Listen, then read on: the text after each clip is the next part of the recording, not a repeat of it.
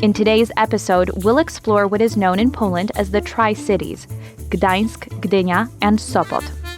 3 major cities that lie along Poland's Baltic coast, boasting of unbelievable natural surroundings, important historic monuments, and unbelievable seafood traditions. We'll learn about some of the most important events of Polish national history, but we'll also make some time for rest and relaxation. We'll finish this Baltic culinary adventure with a recipe for cod meatballs with baked potatoes and a unique historic dessert called Gdańsk milk.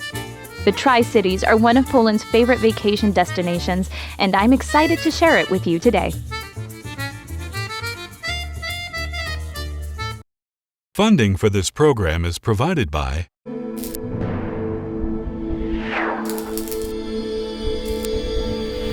Polish and Slavic Federal Credit Union. Our credit union is more than a bank. Baron Chocolatier. LOT Polish Airlines offers non-stop flights from the United States to Europe via Poland or Hungary. Luggage, hot meals and drinks are all included. The in-flight entertainment system gives you access to a wide variety of movies and cartoons. Be our guest. LOT Polish Airlines, a Star Alliance member. Ernest Rust. Kitchens, wardrobes, interiors. Welcome to Flavor of Poland. My name is Aleksandra August, and I'm so excited to take you on a delicious journey through my native country. I'm a Polish-American actress, but I also love to eat, and I love to cook. Growing up in the States, I was always asked questions about Poland's culture, its history, and most of all, of course, about its food. So I finally decided to take all of you from back home, back here to my first home, and introduce you to its true flavor. The Pomeranian voivodeship, the northern coast of Poland, the Baltic Sea region. This is the home of Poland's famous Tri-City, Gdańsk, Gdynia, and Sopot. I'm going to start my journey along Poland's seacoast with a tour through the region's capital, Gdańsk. This is the oldest and grandest port city in Poland. It boasts of a long and fascinating history and is still home to the largest shipyards in the country. There's so much to see. Let's go for a stroll. Gdańsk is one of Poland's oldest cities. It is known that already in the 7th century there was a fishing village functioning in this area, but the first known mention of the city, which survives to our times today, is from the year 997. Gdańsk was a royal and Hanseatic city. In the 16th century, it was considered the richest city of the Polish-Lithuanian Commonwealth. Over 1,000 years of turbulent history left numerous monuments in its wake, a number of which I'll show you today. A stroll down the long street and the long market in Gdańsk, Ulica Długa and Długi Targ, is an unforgettable experience. Running perpendicular to the Motława River, this old pedestrian road makes up the Gdańsk Royal Route. Closed in with the Golden Gate on the one side and the Green Gate on the other, it is widely recognized as the most beautiful street in the city. I cannot disagree. Here in main city Gdańsk, you can admire famous old tenement houses once owned by wealthy townsmen, merchants, and mayors. The oldest of them remember the 16th and 17th centuries, when the Long Market was one of the most important centers of trade in Europe. Along the street lie some very important monuments. One of them is the main town hall, which was built in 1492 after a 100-year construction and is one of the main landmarks of main city Gdańsk. The 3 wings of its present-day courtyard were completed over another 100 years. The tower, which measures over 260 feet, is crowned with a gilded statue of King Zygmunt August. The tower also features a sundial from the 16th century. The town hall burned down completely in 1945, and its subsequent reconstruction lasted a quarter of a century. Inside the building today is the History Museum of the city of Gdańsk, to which the Artist Court also belongs. An iconic aspect of this old center of Gdańsk, the Artist Court was once a significant center of commercial and social life. Walking down the Gdańsk Royal Route, you have to be sure to bow down to the ruler of the seas. Neptune's fountain, a symbol of the city, stands in front of the artist court. The fountain is connected with a legend which explains the origins of the famous Gdańsk liqueur, Goldwasser. Neptune, angry with the behavior of the people who threw coins into the fountain, with a strike of his trident, smashed the coins into dust. Since then, the gold particles of the smashed coins swim inside the Goldwasser liqueur. So, while admiring Neptune's godly figure here in Gdańsk, be sure to keep your money in your pocket, unless you enjoy a good gold-speckled liqueur. Gdańsk is located along a tourist route covering 34 cities lying in the Baltic Sea basin, along which there are numerous monuments with brick Gothic architecture. One of the most interesting objects of this type in Europe is St. Mary's Basilica here in Gdańsk. It is recognized as the largest brick temple in Europe and the third largest in the world. The basilica was built in stages for a period of 159 years and was completed in 1592. 7 gates lead to its doors, each from a different street. From the bell tower, you can admire the panorama of the city.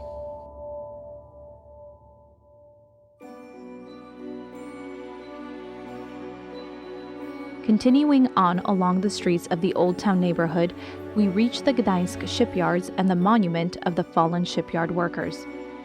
This is the cradle and the birthplace of the Solidarity movement. It was here in 1970 in the Gdańsk shipyards that the first protest against the communist regime erupted. This massive monument, a 137-foot, 139-ton steel sculpture, stands in commemoration of the movement's early casualties. 10 years later, in 1980, the Solidarity movement and the free trade unions were officially formed.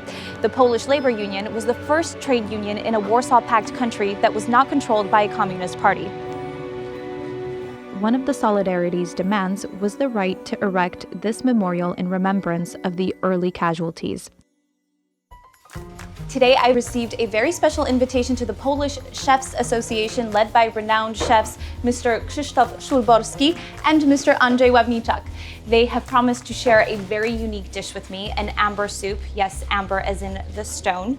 It's a unique dish which contains the very best taste of Pomerania, and as Mr. Ławniczak says, it has both the gifts of Mother Nature and Father Neptune. Chef Andrzej Ławniczak's amber soup is an old tradition of Gdynia. The region's home cooks had been making this old recipe since at least the 1930s. It has been perhaps the best-kept culinary secret of Poland's coast, at least up until now. Today, Chef Andrzej gladly boasts of his unique recipe for the soup, teaching anyone who's willing to learn how to make it. This delicious fish broth achieves its unique taste, healing, and warming qualities because it is flavored with Chef Andrzej's signature marinade made of fucus and bits of amber. These two peculiar ingredients in Chef Ławniczak's marinade not only give the amber soup a true seaside character, they also cleanse the bloodstream and detoxify the body, and it has been said to lower high blood pressure. Although rich in its flavor and nutritional value, the recipe for the amber soup is surprisingly simple. It starts off as a vegetable broth.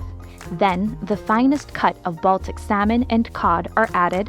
The soup is finished off with Chef Andrzej's signature marinade, coconut milk, and garnished with a boiled egg halve and salmon caviar. It's certainly one of the greatest culinary treasures I discovered along the Polish coast.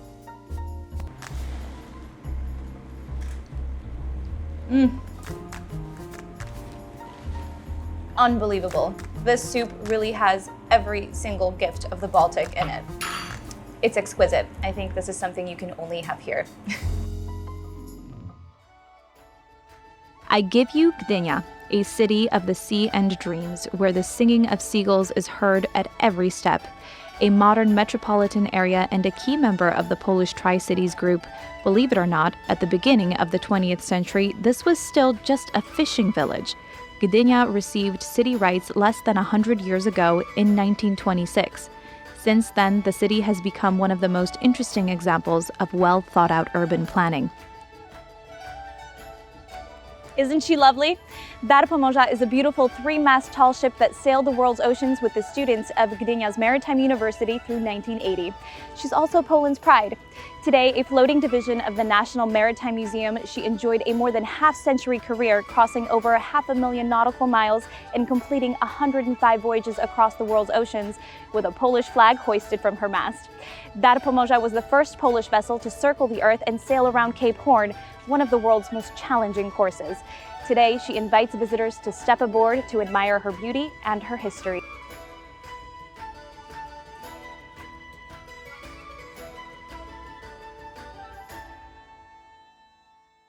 On the outskirts of Gdynia, along the Baltic seashore, lies one of the Tri-Cities' most popular seaside restaurants, Taverna Orłowska. The tavern offers an unbelievable menu of fresh-caught fish, which, by the way, they catch themselves with their own fishing boats. And today, I'm lucky enough to learn about that process from the very beginning to the very end. This is certainly a unique experience, and this will be my first try of Baltic fish. I'm eating a flounder.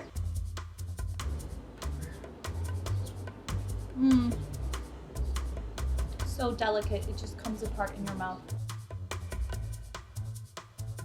Now this is a truly unique fish. It's called belona. This fish is so good on its own, it doesn't need any additional flavors or seasoning. All we put on this was some salt and pepper, and then we grilled it. It's also seasonal and available only in May and June. So I've made it in time to give it a try.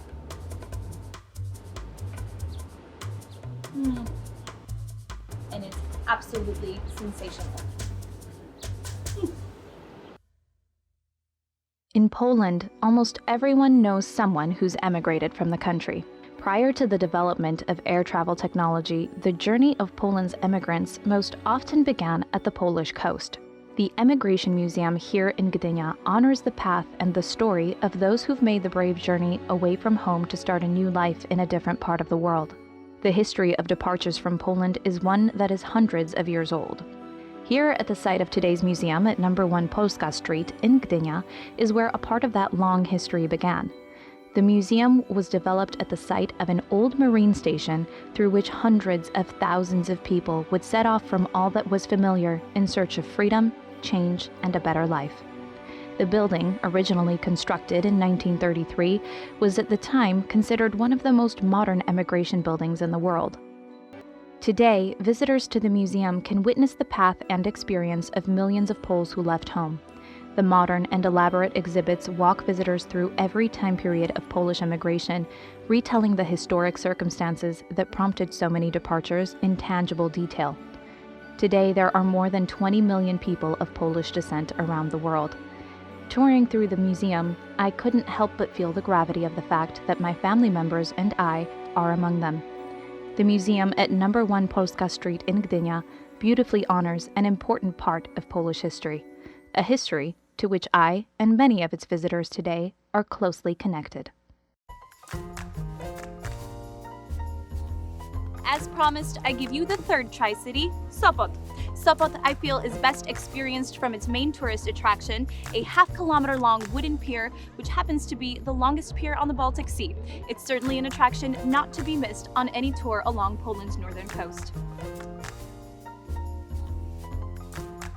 Sopot is one of Poland's perfect summertime escapes.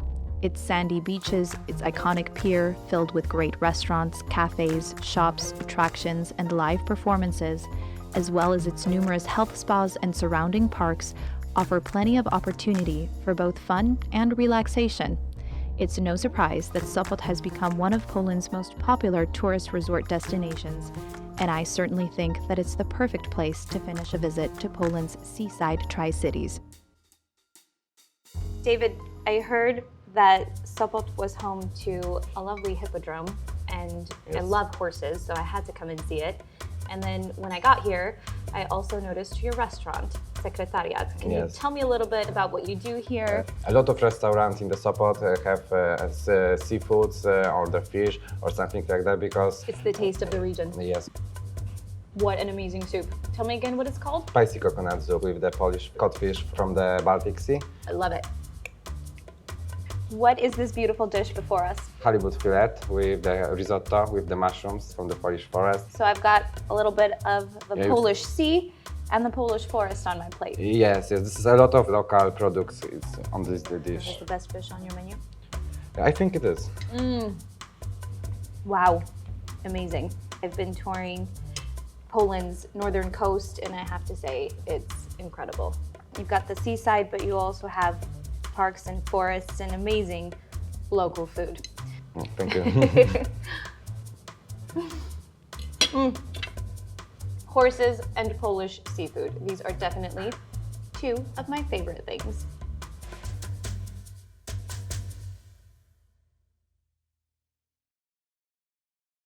The Polish Sea, although a bit colder, does not differ in its beauty from the azure blue waters of southern Europe. Poland's Baltic Sea coast attracts millions of tourists every year with its wide and sandy beaches, high cliffs that turn into dunes, and iodine-rich air. The length of Poland's coast measures nearly 500 miles, so it isn't difficult to find the perfect spot for a holiday. It's an unbelievable setting, but also a place rich with culture, history, and tradition. I think we should bring a part of that into our home. Today, we'll make fish meatballs with bacon, and for dessert, we'll make a very iconic old regional specialty, Gdańskie mleko, or Gdańsk milk in English. Yum, I think we should dive in. Here's what we'll need to make our fish meatballs. We'll need 1 pound of ground cod meat and 3 ounces of ground bacon, which I've already combined in this bowl. We'll need a few small potatoes. I've already cooked these and I'm going to use 5 of them for my recipe today. We'll need 1 egg. We'll need 2 cloves of garlic, some fresh dill, 1 chopped onion, 4 heaping tablespoons of white flour. We'll also need a medium-sized white bread bun, which we need to soak in milk. I've done that and I've let the bread soak for about 15 minutes, and then I've ripped it up into 4 pieces, which are here in my bowl. We'll also need some clarified butter. We'll need salt and pepper, and then 1 1/4 cup of cream.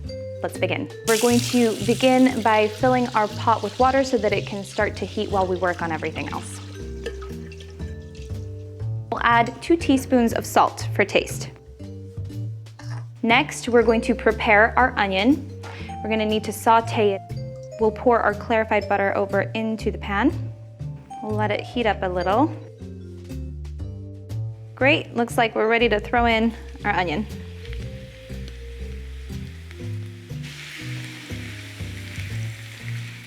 So we'll let this get a nice golden yellow color. All right, I think that looks pretty good.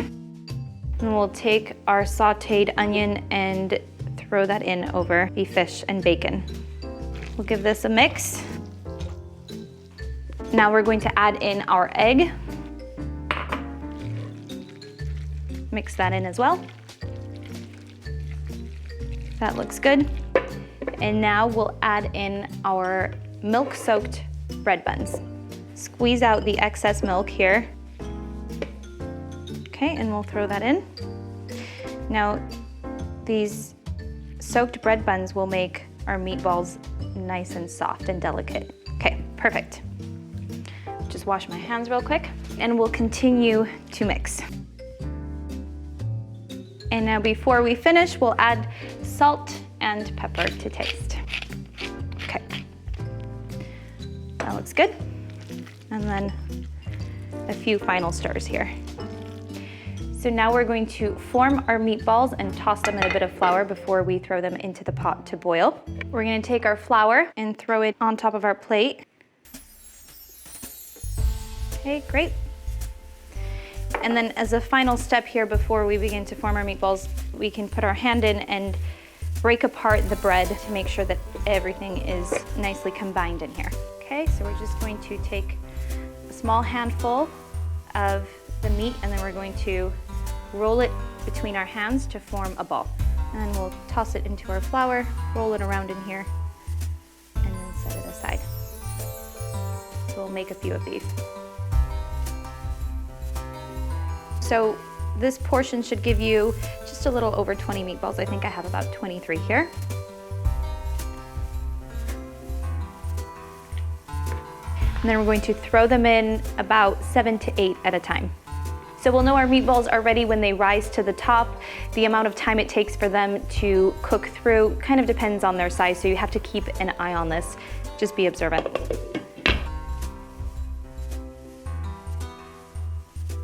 Wonderful. Our last batch of meatballs is ready. We're gonna take a strainer and take them out of our pot.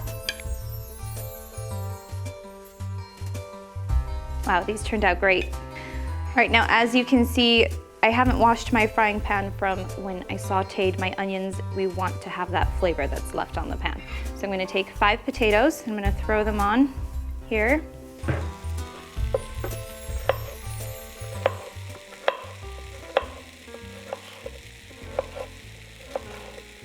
Great, I'm gonna throw them onto our pan with our potatoes. Garlic is not going to only give our dish an incredible rich flavor, it's also an antioxidant, so it's got health benefits. Now we're going to throw in 5 meatballs.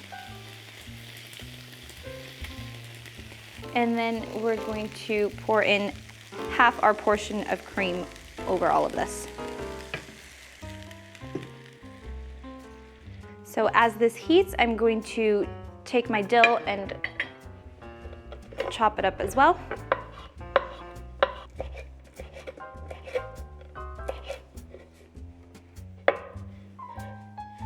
Okay, and then we're going to toss that in over our cream and meatballs and potatoes in the pan, and it's going to give us a nice, fresh aroma and flavor. Okay, great, and we'll add 2 teaspoons of salt for taste. And a bit of pepper. And now this just needs 1 minute to sit and it'll be ready to serve. Beautiful. I'm just putting the final touch with a little bit of cream sauce that I have left over. Now I've garnished my plate, as you can see, with some parsley leaves. Let's give it a try.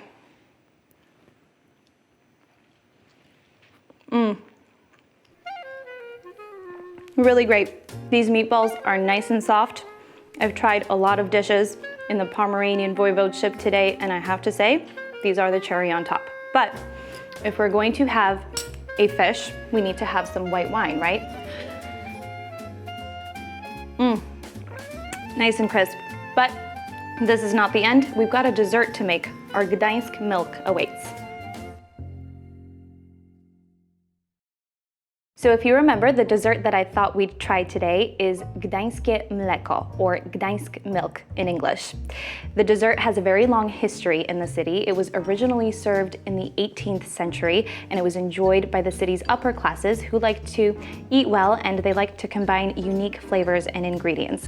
The dessert survives in Gdańsk today as one of the city's most beloved desserts, so I thought we'd try and make it ourselves and see if we might like it too. What we'll need to make our Gdańskie mleko is 1 cup of sweet cream. It has to be cool, otherwise it won't beat well. We'll need 3 tablespoons of powdered sugar. We'll need a handful of candied orange rind. We'll need some shaved almonds. Again, this is a big handful. And then 2 teaspoons of rum. We'll start by taking our cup of sweet cream and we'll pour that into our bowl. Great. Next, we'll take our 3 tablespoons of powdered sugar and we'll pour them in over the sweet cream, and then we'll go ahead and beat that.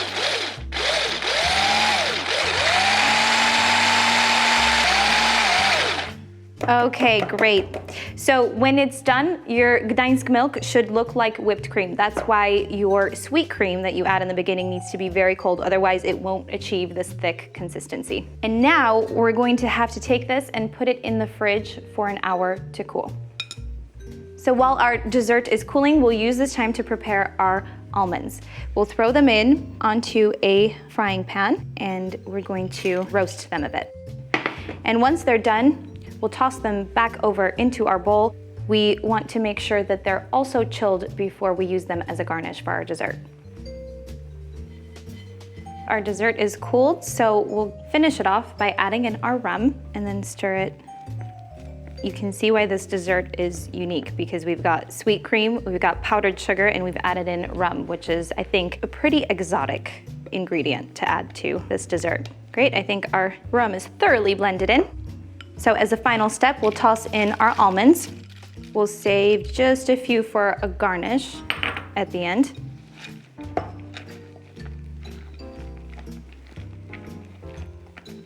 Great. Now we can transfer this over into our cup and enjoy. I'm gonna use a spoon for this and just put it into my cup, scoop by scoop.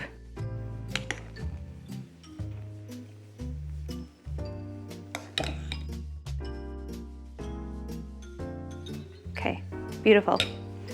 Perfect, and then we'll just finish this off with some toasted almonds on top and then our candied orange rind as well. Great, now let's see how it tastes.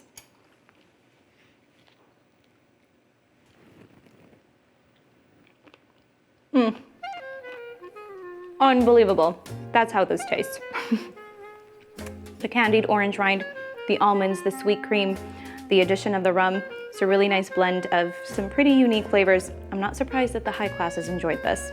I think our trip to Poland's Baltic shore has been a feast for all five senses. I hope that you give the taste of the Pomeranian voivodeship a try at home as well. I'll see you in the next episode of Flavor of Poland.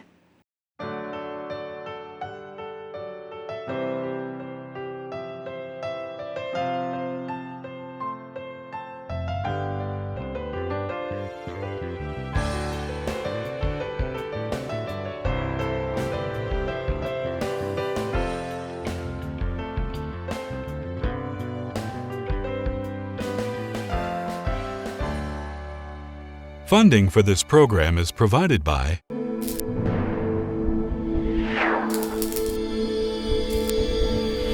Polish and Slavic Federal Credit Union. Our credit union is more than a bank. Baron Chocolatier. LOT Polish Airlines offers non-stop flights from the United States to Europe via Poland or Hungary. Luggage, hot meals and drinks are all included. The in-flight entertainment system gives you access to a wide variety of movies and cartoons. Be our guest. LOT Polish Airlines, a Star Alliance member. Ernest Roost. Kitchens, wardrobes, interiors.